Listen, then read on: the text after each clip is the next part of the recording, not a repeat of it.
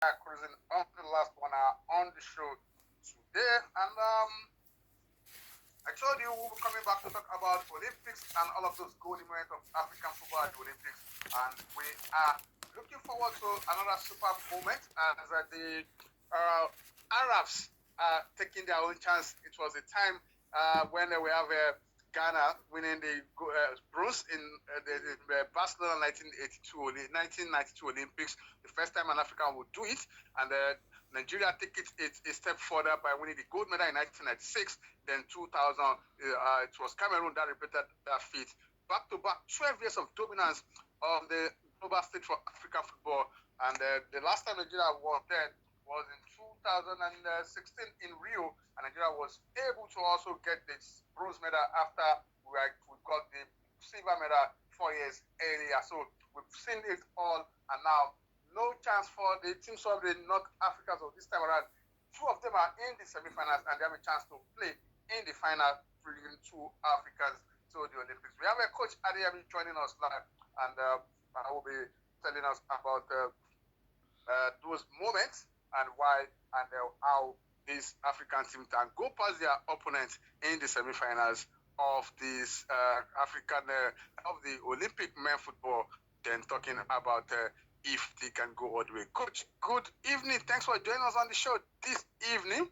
Yeah, good evening, Mr. Olushola, and good evening, everyone in the studio, and good evening, Jordan FM 1.5, 0.5, 1.5. Yeah, 105 fans. 1.5. Yeah. All right, we saw the Olympics. Let's talk about Morocco and Egypt. Are you surprised that they are playing in the semi-finals? Yeah, I'm not surprised for Morocco playing in semi-finals. For Egypt, I'm surprised. But for Morocco, I'm not surprised because you can see how Morocco has improved from their even to their female teams. You know, Morocco has make a big restructuring in their team, like especially for the female team, the male team. You can see how they go far in the World Cup. You can also see how they surprise everybody in the Nations Cup. Even the female team too, you can see how they go far in the AFCON of the women AFCON. So Morocco is not a surprise for me, but the Egyptians, I think Egyptian is a good team also, but they still have a lot to put in for them to go over more than the way they are right now in the semi-final. All right, we saw Egypt. Let's start with that. We saw Egypt against Spain. They drew against the Dominican Republic goalless. I expect them to win. Against the next game, Uzbekistan, I expect them to win, but they managed to just craft a 1-0 victory. Then against Spain, nobody expected them to win, and then they defeated Spain by 2-1. And yesterday, they also won on penalties. Are you not underrating what they can do? They are yet to lose any game, and for them to beat Spain, is that are you not underrating what they can do with not seeing that bigger picture of them beating Spain? They'll play against the host France. Beating France will be too much for them. At this moment, if we look for when the Olympic beginning for the men of Olympic begins, France has not been doing well because they find it difficult to get themselves together as a team in every part of the field. But when I saw the last match they played, I see the way they are more composed, the way they play as a team collectively, defensively, offensively, and they are more dangerous in their quarterfinal the way they played. And when I see the way the Egyptian plays, they have to go through penalty before they can survive the Paraguay. I think it's Paraguay. So for me, I think France is going to have the edge over them in the semi-final comes on Monday. All right, and we'll see how it goes. But if they couldn't get past France, that means they will be eating their highest level at the Olympics.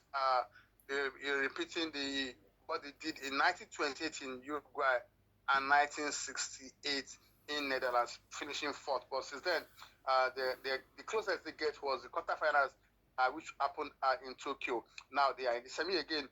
Maybe they will be motivated to want to go a step higher than that. But it's a country that never got into this stage before was Morocco. We saw them at the last World Cup get into the quarterfinals, but they didn't do well in the Nations Cup. Now they are back at the world stage and they are beating everybody. They also beat Argentina, a big side to look forward to in this Olympic. And Argentina is no longer there, but they'll be playing against Spain. Egypt defeated Spain. And Spain and Morocco are neighbors. In fact, it's looking like Morocco is now their big brother because a lot of Spaniards are now moving into Morocco. Do you see Morocco getting past Spain in this one and probably winning the gold medal, returning Africa to the pinnacle of Olympic football once again? Yeah, for me, I think Morocco has all what it takes to beat Spain because it's not about because Egypt won them. It is all about when you see the way the Moroccans are playing. The Moroccans are going from confidence from one game to the another. The way they are playing, you get to know that these people are not they are here for business because to beat United States for 4-0 is not easy. So I think Morocco they have the edge over Spain, and I see more Morocco and Spain and France in the final. But if it's, unless the Egyptian is going to surprise me, then it will be better. It will be nice to see two Africa playing in the final. Okay, we'll see how it goes. I'm still talking about Olympic football. Nigeria, the Super Falcons. We talked about that during the week, but they would actually wish for things we wish for did happen. Though you said it's not looking like they can smart the Japan when it comes to tactics. Are you disappointed that they considered 3 goals when we said they are doing well at the back, that they are not scoring goals? Now they went out to look for 1 goal and they get it, but they considered 3. Let me tell you one thing about football. Sometimes tactics play a vital role when it comes to playing football. Like our coach from the onset, he has been playing with 4-2-3-1, and playing that same system against Japan. I was not expecting him to do that. I was expecting him to play more high pressing, or the high block or high pressing, or the middle low block pressing, not the low block defensive. But he tried to play high pressing, but you cannot play high pressing with just one striker and 3 attacking midfield, which is at the right wing and the left wing and the attacking midfielder. That exposes what makes Nigeria not to qualify for the quarterfinal. It's just that match we lost against Brazil, because beating Brazil could have been an opportunity for us to qualify in that group. Because for me, I see Brazil as the weakest team in that group. But unfortunately, we are too casual, we are too wasteful in front of goal. And when we see the match against the Japanese, we don't have chance to beat the Japanese, because Japanese in all rounder, they are better than the Super Falcons. You can see them, they are working together with the ball, without the ball. They mark in collective. When they lose the ball, they have the determination to win the ball back as soon as possible. But in the Super Falcons, you can also see when they lose the ball, they chase the ball one-on-one, and which is not good for a team. Whenever you lose the ball, the best way to take the ball back, you have to go in collective. Two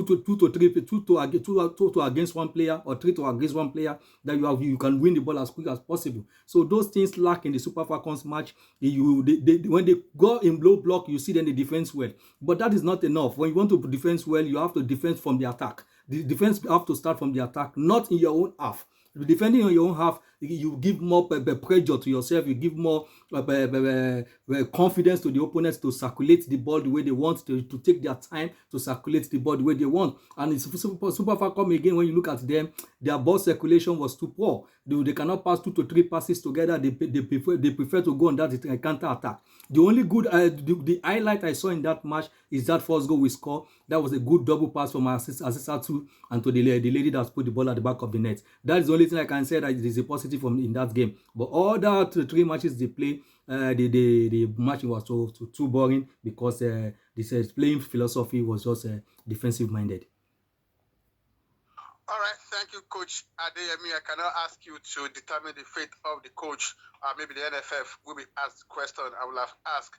Do you see Randy Wardrobe taking us to the African Nations Cup? And are you expecting something meaningful can be won with the same set of players with the coach in charge? But it's been 4 years now. He's yet to win anything. That's the worst run by any coach that has taken over the job of the Super Falcons. But you don't need to answer the question, Coach. Just your parting shots for us to have you enjoy the rest of your day in Switzerland. Thank you very much for having me. It's a pleasure to be here once again. All right, thank you so much. That's Coach Anthony Adeyemi from Switzerland.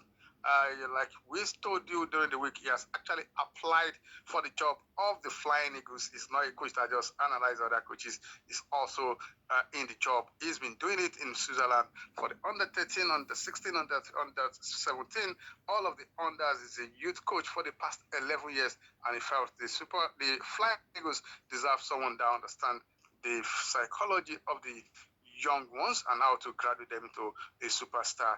And that's why I said he wants to be this Flying Eagles coach and probably see lots of players graduate from the Flying Eagles to the Super Eagles and probably win the first ever under 20 FIFA World Cup for Nigeria. But let's see if the NFL will find him good enough for the job. Go nowhere, we'll be back after this break. I stay at World Sports Live with Jordan 105.5 FM.